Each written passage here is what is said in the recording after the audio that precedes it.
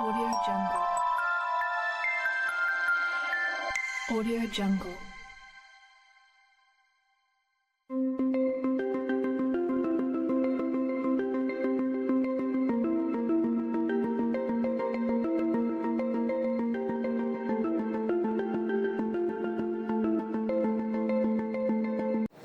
Assalamualaikum warahmatullahi wabarakatuh. Perkenalkan, saya Taufir Yahya, SPD LC MHI. Saya merupakan salah satu dosen di teknik informatika Universitas Ma'arif Hasyim Latif. Di sini saya akan memaparkan mata kuliah yang saya ampu, dan video ini dibuat sebagai salah satu persyaratan dari dosen, yaitu pernyataan diri dosen untuk wujud kerja Tridharma Perguruan Tinggi. Di samping video ini adalah sebagai syarat untuk memenuhi syarat sertifikasi dosen tahun 2026. Adapun capaian pembelajaran dalam mata kuliah ini ada 4 CPL. Yang pertama, capaian pembelajaran yaitu bertakwa kepada Tuhan Yang Maha Esa dan mampu menunjukkan sikap religius. Yang kedua, menghargai keanekaragaman budaya, pandangan agama dan kepercayaan serta pendapat orang lain. Yang ketiga, mampu menerapkan pemikiran yang logis, kritis, sistematis, dan inovatif dalam konteks pengembangan atau implementasi ilmu pengetahuan dan teknologi yang memperhatikan dan menerapkan nilai humaniora yang sesuai dengan bidang ahlinya. Kemudian yang keempat, menunjukkan kinerja yang mandiri, bermutu dan terukur berdasarkan nilai-nilai Ahlus Sunnah wal Jamaah. Kemudian yaitu CPMK, ada 4 CPMK capaian pembelajaran mata kuliah. Yang pertama, menjelaskan definisi dan perbedaan Islam, iman, dan ihsan. Kemudian yang kedua, mengidentifikasi dan menganalisis sumber hukum Islam, yaitu Al-Quran, hadis, ijma, dan qiyas. Kemudian yang ketiga, mengidentifikasi berbagai macam madhab fikih serta metodologi penerapan hukum dalam bermadhab. Kemudian yang keempat, mengidentifikasi dan menganalisis adab dan tasawuf atau ihsan. Yang keempat, mengevaluasi dan mengembangkan konsep moderasi beragama. Adapun mata kuliah ini kami terapkan, kami sajikan pada mahasiswa, yaitu dalam bentuk pembelajaran di kelas dilakukan dengan metode yaitu penyampaian, kemudian diskusi, tanya jawab, dan kami evaluasi dengan kehadiran, keaktifan. Kemudian ada juga tugas dan ujian. Ujian ini yaitu UTS dan UAS. Demikian deskripsi mata kuliah yang saya ampuh, yaitu mata kuliah agama. Assalamualaikum warahmatullahi wabarakatuh. Waalaikumsalam warahmatullahi wabarakatuh. Bismillahirrahmanirrahim. Wassalatu wassalamu ala Rasulillah wa la haula wa la quwwata illa billah. Allahumma shalli ala sayyidina Muhammad wa ala ali sayyidina Muhammad. Amma ba'd. Alhamdulillah, pagi hari ini kita bisa berjumpa lagi di kelas ini untuk meneruskan apa yang kita kaji, yaitu materi agama.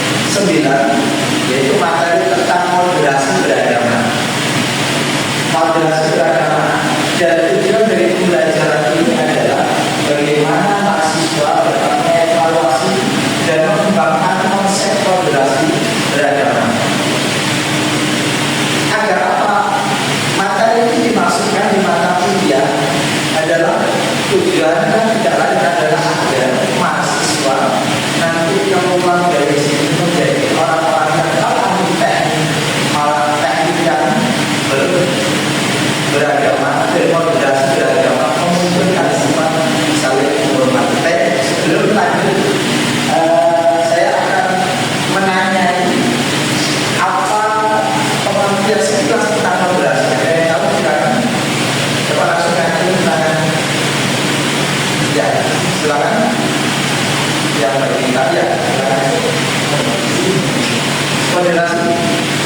Ya, ya, seimbangan. Ada yang lain? Moderasi. Kesetaraan. Kesetaraan. Ya. Saling melengkapi keseimbangan, kesetaraan. Ada yang lain? Silakan. Ya, satu lagi. Silakan. Mas Habibie. Kesamaan. Baik. Berbagai pengertian satu dengan yang lain saling melengkapi tentang moderasi beragama. Jadi akan mengeluarkan cara pandang kita bagaimana beragama. Coba kita lanjutkan kepada materi selanjutnya. Kita lihat di sini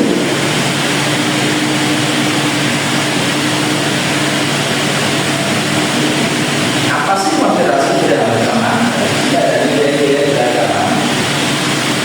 Konsep, ya, moderasi bukan apa yang dikatakan dari keseimbangan cara pandang dan lain.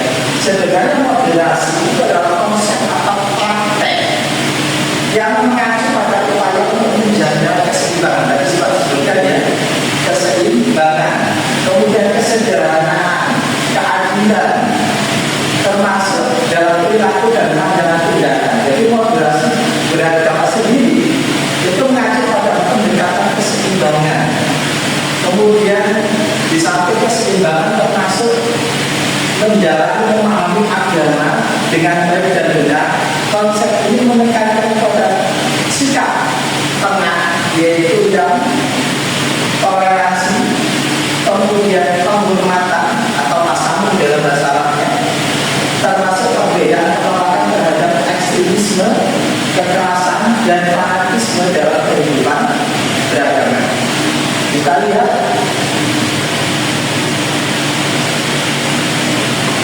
ada beberapa nilai-nilai moderasi beragama. Lihat saja. Coba ada istilah tasawuf ya. Tasawuf bukan tasawuf ya. Tasawuf. Ada yang mengerti tasawuf. Coba dari perempuan tasawuf. Ya, langsung aja. Ya. Toleransi. Ada yang lain? Lebih lengkap? Ya. Tasawuf. Ya. Tasawuf. Toleransi.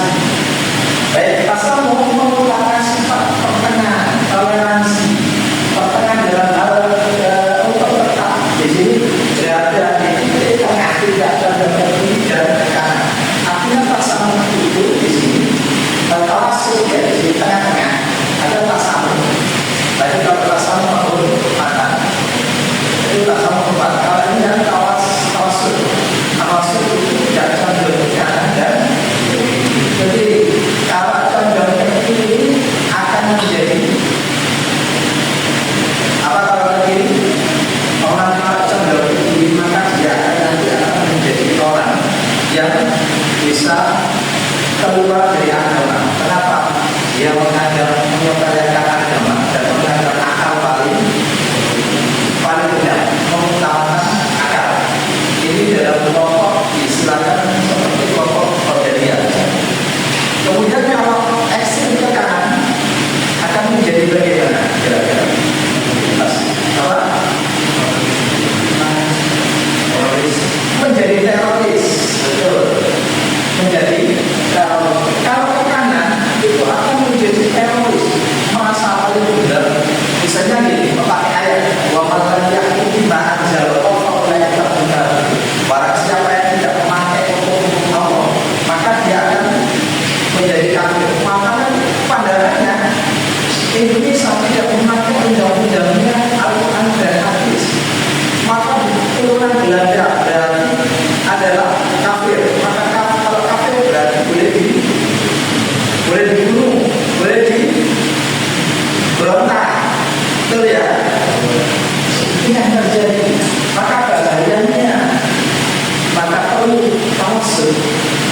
tidak ke kanan dan tidak ke kiri.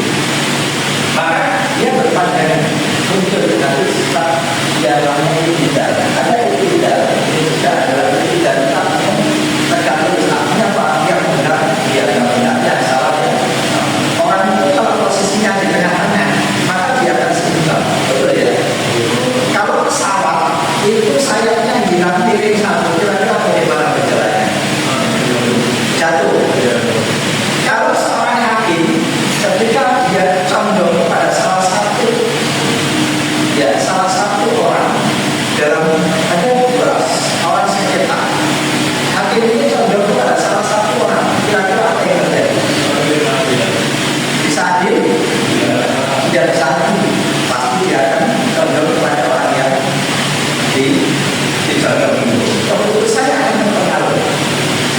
Kemudian ada tasamu. Saya bilang tasamu itu apa? Toleransi. Dapat yang cocok tasamu. Ini ada yang lain yang pasal ini. Ya, ada pas lagi. Menghormati perbedaan. Menghormati perbedaan. Secara singkat secara umum, tasawuf itu menghormati perbedaan suku dan agama ras antar golongan. Maka tasawuf ini diperlukan di Indonesia karena kalau tidak ada tasawuf maka akan dibenturkan antara suku yang satu dengan yang lain, agama yang satu dengan agama yang lain. Ini berbahaya.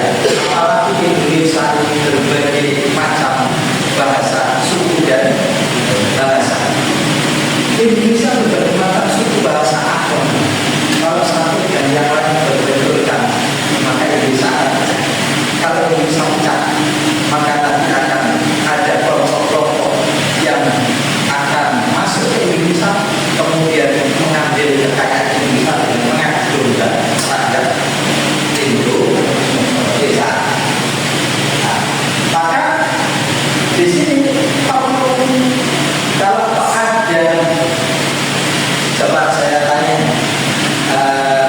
prakteknya biasanya tasawuf ketika ada hari raya Islam, bagaimana, atau ada hari raya non Muslim ketika Natal, bentuk toleransi umat Islam bagaimana? Ada yang bisa jawab? Ya, toleransinya bentuknya apa biasanya? Mas Habib, ada yang mengucapkan selamat, ada yang lain bentuk ketika ada Natal misalnya apa yang dilakukan oleh umat Islam terhadap kelompok yang lain Muslim? Memberi hadiah macam-macam bentuknya. Setidaknya adalah bentuk toleransi itu memberikan kesempatan kepada agama lain untuk beribadah sesuai dengan agamanya, memberikan kesempatan mereka untuk kita tidak mengganggu bagaimana mereka beragama sesuai dengan agamanya.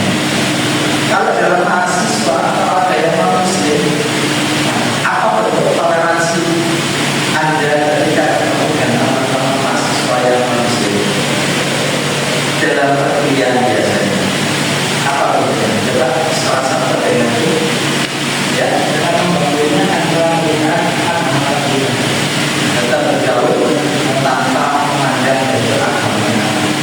Ya, tidak salah, tidak salah, tidak salah, tidak salah, ya, tidak membuat perbuatan yang mengandung kesalahan, kekerasan, membuli dan lain sebagainya.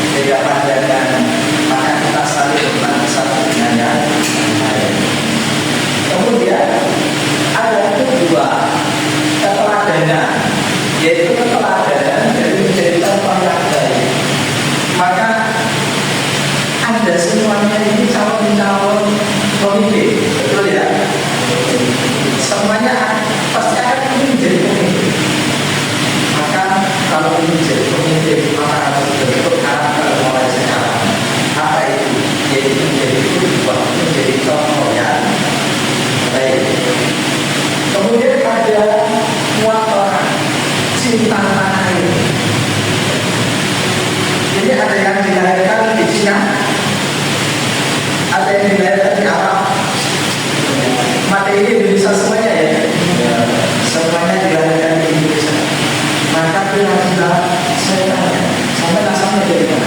Dari Kertosono. Kira-kira ada keinginan lulus kembali ke Kertosono atau orang ini dari Kertosono? Keinginan dari walaupun orang itu keluar ada kecintaan dari ketangan kelahiran, maka ini sesuai dengan apa yang dilakukan oleh baginda Rasulullah Sallallahu Alaihi Wasallam. Ketika beliau dikeluarkan oleh orang kafir dari Mekah, itu beliau berjalan dan meneteskan air mata sambil menangis dan mengatakan ini, ya Mekah, wahai Mekah, andai kata pendudukmu tidak memaksa aku keluar dari kotamu, maka aku tidak akan keluar. Ini artinya Rasulullah cinta sekali dengan Mekah. Dan beliau sampai tidak mau, sebenarnya tidak mau keluar dari Mekah. Andai kata beliau tidak terus, saya tidak akan keluar dari Mekah. Tapi demi Islam kemudian beliau kembali ke Madinah. Pergi ke Madinah, hijrah dengan para sahabat dan kemudian membentuk kekuatan kembali ke Mekah setelah itu. Tujuan apa kembali? Apakah mau menjajah? Tidak. Tapi yang dilakukan adalah Fathu Mekah, yaitu pembebasan Mekah. Makna pembebasan ini artinya orang-orang karena waktu Islam sudah masuk banyak 10.000 lebih. Kemudian orang masuk ketakutan, tapi Rasulullah malah membebaskan mereka, tidak marah kepada mereka. Rasulullah tidak marah, kemudian melepaskan orang-orang Islam dari kegelapan orang-orang musyrik itu, dan ditunjukkan juga Rasulullah dari mana ketentraman dilakukan oleh para sahabat dan Rasulullah. Kemudian di sini kita kemudian makanya kemudian jiwa Rasulullah jadi kemudian membuat lagu yang berbeda secara tenang. Lagunya apa? Jalan Waktu. Ada yang bisa menyanyikan lagu Jalan Waktu? Coba perulang Habibie. Yang lain mengikutan. Ayo, Jalan Waktu, Jalan Waktu, Jalan Waktu.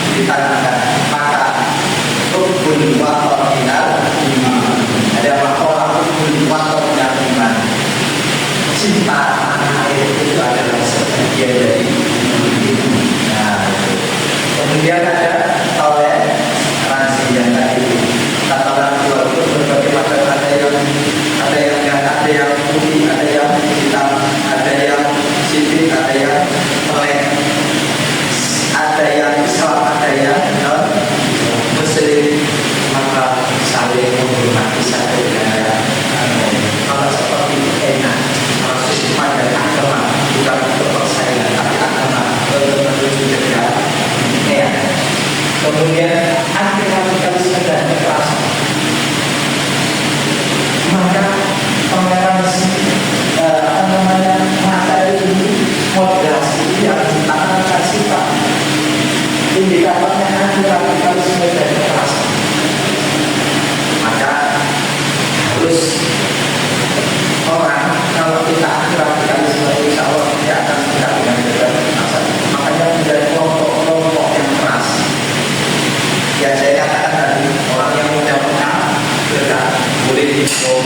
maka itu harus dilawan bersama. Setidaknya dengan pemahaman kita, mereka paham kita pahamkan. Kalau kau sudah kekerasan, maka harus ditanda agar tidak ada virus-virus. Maka di sini setidaknya mulai pemahaman. Tapi itu yang kalau pemahamannya sama, ya Islamnya Islam yang benar, Islamnya yang tidak radikal, insya Allah itu satu pemahaman yang akan menjadi kantong. Khawatir dari ahli teknik keluar kena virus aliran takfir mudah, mentakutkan mudah, mengurusi orang lain, menyalahkan orang lain, makanya terjadi nanti akan berbahaya menjadi virus-virus dan tidak bisa Indonesia kemudian dilihat dan harus berbahaya. Maka Islam harus dilakukan sebagai dan kekerasan. Kemudian apa atau yang tidak ada budaya lokal Indonesia banyak budaya, betul ya? Coba bisa disebutkan salah satu budaya apa saja budaya Indonesia? Budaya tari, ada yang lain? Coba sebutkan budaya apa? Baju adat, kuliner, budaya wayang, dan banyak sekali budaya-budaya. Maka budaya-budaya ini kalau dikemas menjadi baik akan menjadi baik. Maka keempat indikator ini maka harus dilakukan. Kalau kita praktekkan maka termasuk mata kuliah ini kita lakukan dengan baik. Insya Allah kita bukan hanya mengkaji dan mengaji, tapi mengamalkan dalam kehidupan sehari-hari. Maka insya Allah akan menjadi mata pelajaran ini akan menjadi karakter nanti menjadi budaya yang baik. Kalau sudah menjadi budaya yang baik, maka insya Allah lulusan-lulusan dari umat akan menjadi pemimpin-pemimpin yang bermartabat, pemimpin-pemimpin yang menjadi pemersatu dan menjadi orang yang mendamaikan satu dengan yang lain sehingga menjadi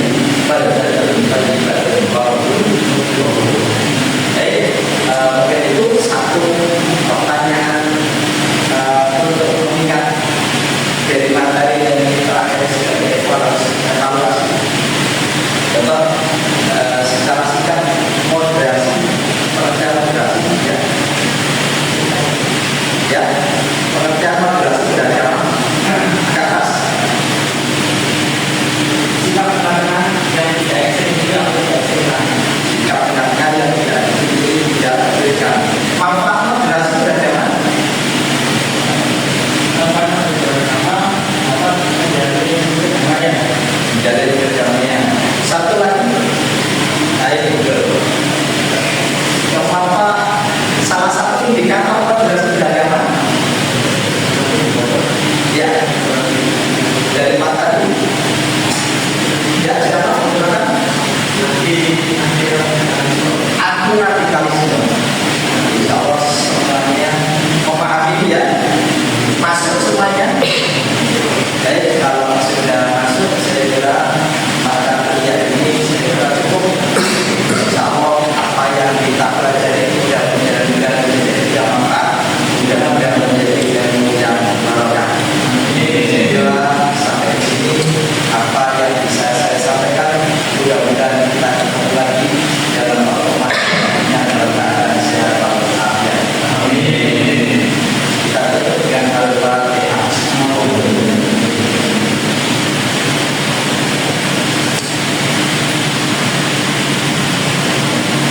Baik, kita doa sama-sama. Subhanallahumma wa bihamdihi la ilaha illa anta astaghfiruka wa atubu ilaik. Assalamualaikum warahmatullahi wabarakatuh.